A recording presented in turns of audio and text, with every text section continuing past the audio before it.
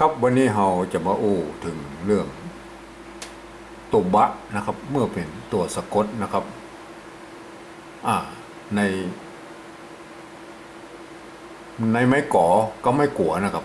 ไม่กลัวไม่ก่อเนี่ยนะครับตามหลักแล้วนะแม่ก็อย่างเช่นตัวนี้นะครับตอบนะครับตอบนะครับไม่ก่อนะครับไม่ก่อไม่ก่ออย่างนี้นะครับอันนี้ไม่ก่อต่อนะครับทีนี้ตอบนะครับตัวบะเป็นตัวสะกดนะครับถ้าสมมติเป็นตัวอื่นนะครับ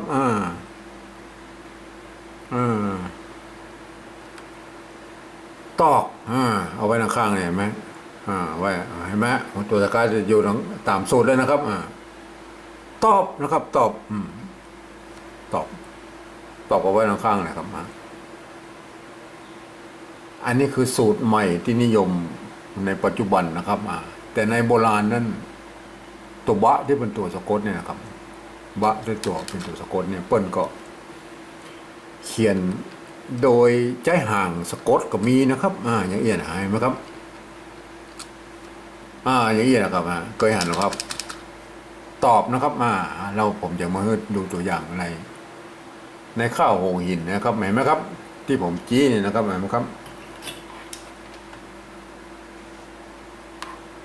ตอบถ้อยนะครับฟ้าตอบถ้อยวาจีเห็นไหมครับตอบถ้อยนวาจีนะครับเห็นไหมครับเห็นไหมตอบนะครับตอบถ้าตอบแบบเปิ้ลก็ไม่ใช่ว่าเขียนอย่างอี้เปิ้ลก็ไม่ใช่ว่าเขียนอย่างอี้ตลอดนะครับบางครั้งเปิ้ลก็จะเขียนแบบตรงๆนะเห็นไหมครับก็แบบตอบเห็นไหมครับตอบเขียนไปตามปกตินะครับเห็นไหมครับตอบเห็นไหมตัวสะกดอยู่ข้างเนี่ยตอบอย่างนี้รู้สึกว่าเราห่างสะกดนี่รู้สึกว่าอันนี้มันคัดลอกมาเหมือนกันนะครับ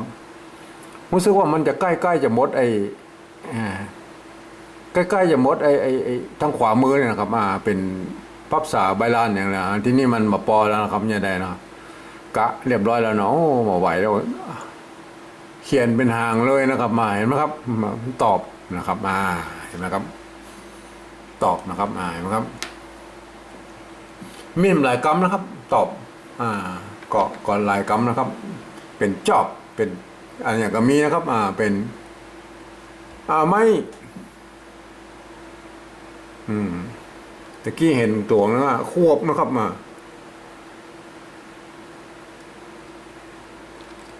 เห็นไหมไม่กลัวก็เหมือนกันนะครับอย่างนี้นะครับไม่กลัวนะครับไม่กลัวนะครับเห็นไหมถ้าตัวบะสะกดก็ไว้อย่างนี้นะครับเห็นไหมครับขวบนะปัจจุบันเราเขียนนี้นะครับแต่ในอดีตเปิ้นในข้าวของหินเปิ้นเขียนเอาห่างเขียนอย่างนี้ก็มีครับขวบนะครับเขาจะไปว่าอันไหนผิดอันไหนถูกก็ว่าไม่ได้นะครับเพราะว่าโบราณมันก็มีเขียนนะครับเปิ้นเอาห่างเขียนนี่นะขวบเห็นไหมครับขวบปีนะครับเห็นไหมเอามาดูตัวนี้นะเห็นไหมขวบ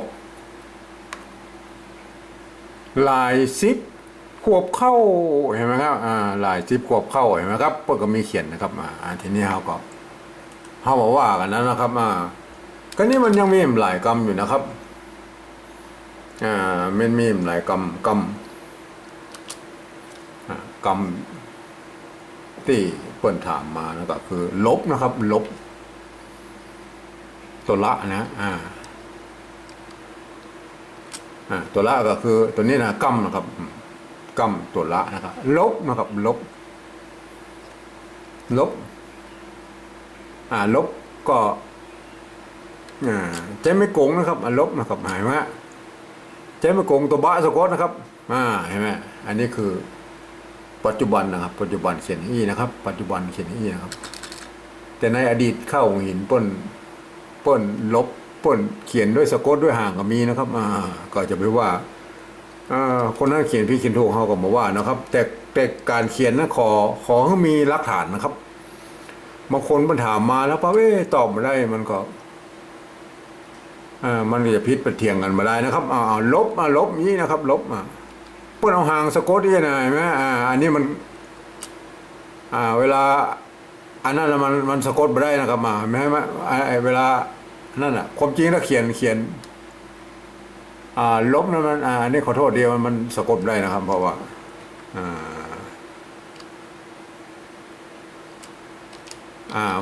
มันซ้อนมันซ้อนเนี่ยปกติแล้วมันฟอนต์บนมือเขียนนี้นะครับแต่ถ้าเอาเขียนนะครับเอาเขียนเขียนมาได้นะครับมันจะได้เนี่ยเห็นไหมครับได้เราใส่ไม้กงที่หลังปุ๊บเนี่ยเห็นไหมลบลบในอดีตพวกก็เขียนนะครับเรามาดูตัวอย่างนะครับเดี๋ยวอย่าไปว่าผมมาไปเลยนะครับนี่ครับนี่ตัวนี้นะครับยาฟู่ลบเหลวนะครับเห็นไหมฮะแก้เกี้ยวเห็นไหมครับอันนี้นะข้าวองหินนะครับตอนนี้ไปเจอ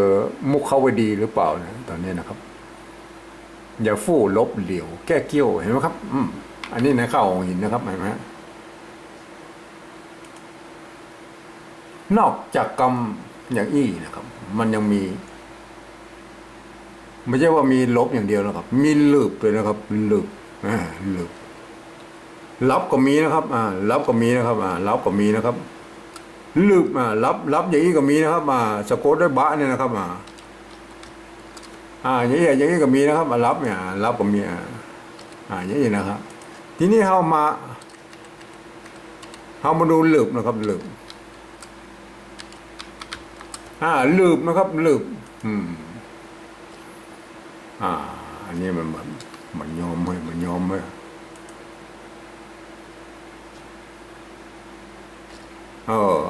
ลืบลืบมันยอมมาวางนี้ลืบนะครับลืบลืบจันนะครับลืบจันเห็นไหมลืบจันปกติมันก็ต้องเขียนอย่างนี้เนาะครับลืบนะครับปัจจุบันก็ต้องเขียนอย่าลืมนะครับอันนี้ในอดีตเปิ้ลก็เขียนมานะครับเห็นไหมครับดูในข้าวของหินอันนี้นะครับเห็นไหมอยู่ดงลืบจันนะครับเห็นไหมเลิกแลบข้ามนะครับสากลนะครับเห็นไหมอยู่ดงลืบจันนะครับเลิกแลบข้ามสากลนะครับเห็นไหมครับทีนี้เราก็คงใครจะเขียนแบบไหนก็ขอ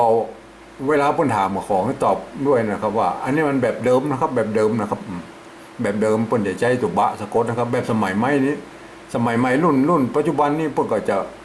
ลดเรามาใช้ตัวไอ้หางมาสะกดเอาหางบะนี่นะครับเพิ่นจะใช้ตัวเต็มอย่างนี้นะครับทีนี้ใครจะเขียนอะไรก็เฮาก็มาว่ากันนะครับ